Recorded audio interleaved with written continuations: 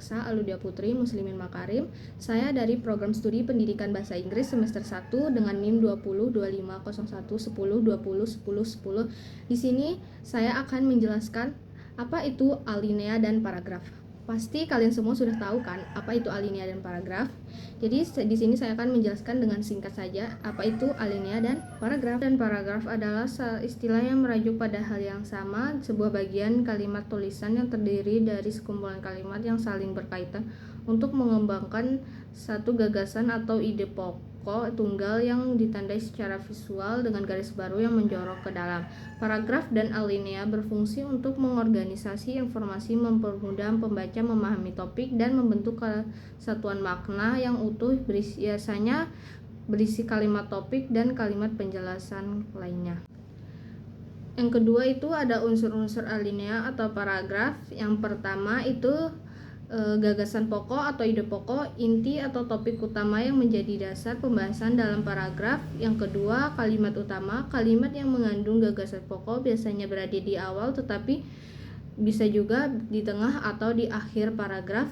Yang ketiga itu ada penjelasan kalimat tambahan yang menjelaskan, menguraikan, memberi contoh atau memperjelas kalimat utama. Yang keempat itu adalah koherensi atau kepaduan antar kalimat, hubungan logis antara kalimat sehingga paragraf mengalir dengan baik, biasanya dibantu dengan kalimat penghubung karena, sehingga, selain itu, kemudian, misalnya, dan lain-lainnya. Yang kelima itu adalah kesatuan gagasan, seluruh kalimat dalam paragraf membahas satu topik saja dan tidak keluar dari ide utama. Yang keenam ada penegasan atau penutup paragraf opsional, kalimat yang memperkuat atau menekankan kembali ide utama di bagian akhir paragraf. Yang ketujuh, kalimat transisi atau opsional, kalimat atau frasa penghubung untuk mengaitkan paragraf satu dengan paragraf lainnya. Contohnya itu selanjutnya, di sisi lain, selain itu, berikutnya. Di sini akan saya menjelaskan macam-macam alinea menurut fungsinya. Yang pertama itu alinea pembuka. Alinea muncul di awal suatu karangan dan fungsi mengantar pembaca menuju topik utama, biasanya berisi pengenalan, masalah, latar belakang, atau gambaran umum. Yang kedua itu isi atau pengembang. Alinea yang berfungsi mengembangkan gagasan utama, berisi penjelasan, uraian, contoh, data, pendapat, atau argumen yang mendukung topik. Yang ketiga itu alinea transisi atau penghubung. Alinea yang berfungsi menghubungkan satu bagian dengan bagian lainnya agar tulisan terasa mengalir, biasanya berisi kalimat seputar topik berikutnya. Yang kedua itu menurut posisi kalimat optik.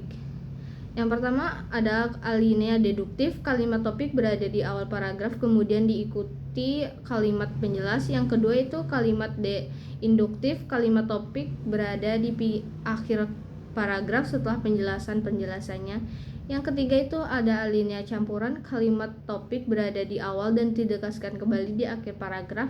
Yang keempat itu ada alinea penuh, paragraf yang seluruh kalimatnya berisi penjelasan atau gagasan pokok secara lengkap dan utuh tanpa keluar dari topik. Yang ketiga itu ada syarat-syarat pembentukan alinea. Yang pertama, kesatuan gagasan atau unity. Suatu paragraf hanya membahas satu topik atau ide pokok, semua kalimat harus mendukung ide tersebut dan tidak melebar ke hal lain. Yang kedua itu ada koherensi, kalimat-kalimat dalam paragraf harus saling berkaitan dan tersusun logis. Yang ketiga ada kelengkapan, ada kalimat utama dan kalimat penjelas. Yang keempat itu ada yang terakhir adalah tujuan pembuatan alinea. Yang pertama memudahkan pengertian dan pemahaman dengan menceritakan suatu tema dari tema yang lain. Bila terdapat dua tema maka dipecah menjadi dua alinea. Yang kedua itu memisahkan dan menegaskan perkataan secara wajar dan frontal untuk memungkinkan kita berhenti lebih lama daripada perhatian pada akhir kalimat. Dengan perhentian yang lebih lama ini konsentrasi terhadap tema lebih terarah. Mungkin itu saja penjelasan dari saya mengenai alinea dan paragraf. See you.